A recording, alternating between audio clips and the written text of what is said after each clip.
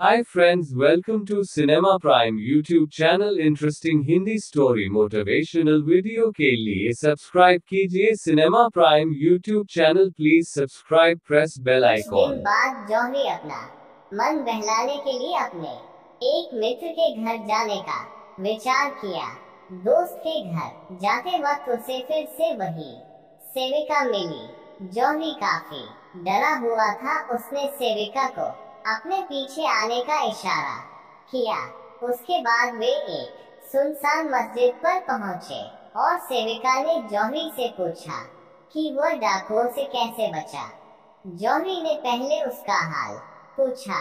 सेविका ने कहा कि जब डाकू उनके घर पर आए तो उनको लगा वे खलीफा के सिपाही हैं। अपनी जान बचाने के लिए वे लोग मकान की छत पर चढ़ गई और एक भले व्यक्ति के घर में आ गई। उसने दया करके रात भर उन्हें अपने यहाँ रहने दिया। सुबह होते ही वे तीनों अपने घर चल गए। महल में जाकर उन्होंने झूठ बोल दिया कि स्वामिनी अपनी एक सहेली के घर रुक गई। सेविका ने आगे कहा, कल आधी रात को घर के पीछे के घाट पर कुछ हलचल सुनी। जा कर देखा तो स्वामिनी नाव से आई थी और उनके साथ दो लोग भी थे। फिर हमने चुपके से उन दोनों आदमियों को 1,000 अशफिया देकर विदा कर दिया। स्वामिनी अब ठीक है और उन्होंने हमें डाकुओं द्वारा पकड़े जाने और छूटने की पूरी घटना भी बताई है।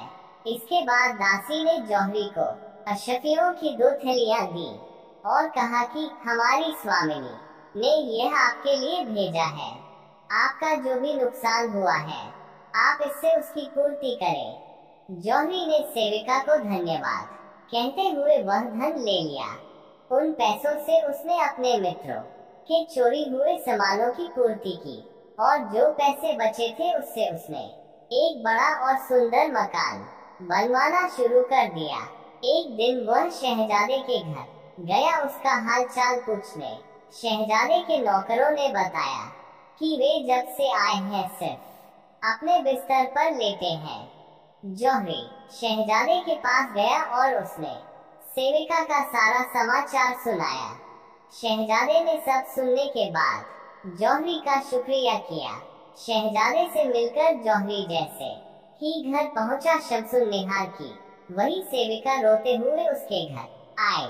उसने बताया कि उसकी और शहजादे की जान खतरे में है, इसलिए दोनों को तुरंत शहर छोड़ देना चाहिए। सेविका ने कहा कि उसके साथ की एक सेविका ने शायद खलीफा को सारी बात बता दी है, जिसके बाद खलीफा ने सिपाही भेजकर शमसुन्निहार को बंदी बना लिया है। ये सुनकर जौहरी के होश उड़ गए। उसने शहजादे को सारी बात बताई और शहर से दूर जाने की बात कही। शहजादे ने फौरन घोड़े और कुछ अशफिया ली और कुछ सेवकों के साथ दोनों नगर से बाहर निकल गए। एक दिन दोपहर के समय जब वे एक पेड़ के नीचे आराम कर रहे थे कि तभी उन पर डाकुओं ने हमला कर दिया। डाकुओं ने उनके सभी नौकरों को मारकर दोनों का सारा सामान लूट लिया। डाकुओं के जान के बाद दोनों एक मस्जिद पर पहुंचे। सुबह वहां नमाज पढ़ने आए एक व्यक्ति उन्हें देखा तो उसे उन पर दया आ गई। जौहरी ने उस व्यक्ति को डाकुओं के हमले की बात बताई। ये सब सुनकर वह आदमी दोनों को अपने घर पर चलने के लिए कहने लगा, लेकिन जौहरी ने उसकी बात नहीं मानी। जिसके बाद उस आदमी ने दोनों को खाना लाकर दिया। वहीं शहजादे की हालत काफी खराब होने लगी थी और उससे कुछ नहीं खाया जा रहा था। शहजादे ने अपने जीवन का आखिरी समय भांपते हुए जौहरी से कहा, अब मैं बच नहीं सकता। शमसुन्निहार से अलग होने का दुख अब मैं नहीं झेल सकता हूँ। तुमसे बस मेरी अंतिम इच्छा है कि जब मैं मर जाऊँ तो मेरी लाश को इस भले इंसान के पास रखना और बगदाद जाकर मेरी माँ को मेरी मरने की खबर देना और कहना कि मुझे दफन करवा दे। ये कहकर शहजादे ने अपने प्राण त्याग दिए। जौहरी अबुल के मरने के गम में देर तक रोता रहा। उसके बाद शव को उस आदमी के पास रखवाकर वह बगदाद की ओर चला पड़ा। बगदाद पहुंचकर उसने शहजादे की माँ को उसकी मृत्यु की सूचना दी। शहजादे की माँ रो रो कर सेवकों के साथ शहजादे का शव लेने के लिए उस व्यक्ति के पास गई। वहीं जौहरी अपने घर शहजादे की मौत का शोक मना ही रहा था कि शमसुन्निहार की वही सेविका आई। जौहरी ने उसे शहजादे के मृत्यु की सूचना दी। ये सुनकर सेविका ने रोते हुए कहा कि शमसुन्निहार भी अब इस दुनिया में नहीं रही। खलीफा ने उसे बंदी बनाया था, लेकिन दोनों के प्रेम को देखकर उसका दिल पसीज गया और उसने शमसुन्निहार को आजाद कर दिया। उसी शाम को शमसुन्निहार की हालत खराब हो गई और उसने अपने प्राण त्याग दिए। उसका शव महल के अंदर बड़े मकबरे में दफनाया गया है।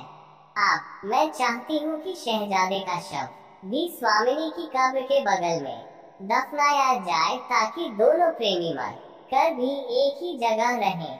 उसने बताया कि खलीफा ने उसे शमसुन्निहार के कब्र की देखरेख करने की अनुमति दी है, तो वहाँ पर शहजादे की कब्र बनाने में कोई अड़चन नहीं आएगी। शहजादे का शव आने पर जौहरी ने उसकी माँ से अनुमति ली और शव को उसकी प्रेयसी के बगल में दफन करवा दिया। उसके बाद से लोग दूर दूर के देशों से आकर उनकी कब्रों पर मन्नत मांगते हैं। शहजाद ने इतना कहकर अपनी कहानी पूरी की। इतने में उसकी बहन दुनियाजाद ने कहा कि ये बहुत खूबसूरत कहानी थी। उसने उससे पूछा कि क्या तुम्हें और भी कोई कहानी आती है। शहजाद ने कहा कि अगर उसे प्राणदंड न मिले तो वह अगले दिन शहजादा कमरुज्जमा की कहानी सुनाएगी। उस कहानी को सुनने की इच्छा से महाराज ने उस दिन भी शहजाद को प्राणदंड नहीं दिया। जिसके बाद अगली सुबह शहजाद ने नई कहानी शुरू की। शहजाद की अगली कहानी में क्या खास था, जानने के लिए अगला भाग जरूर पढ़ें।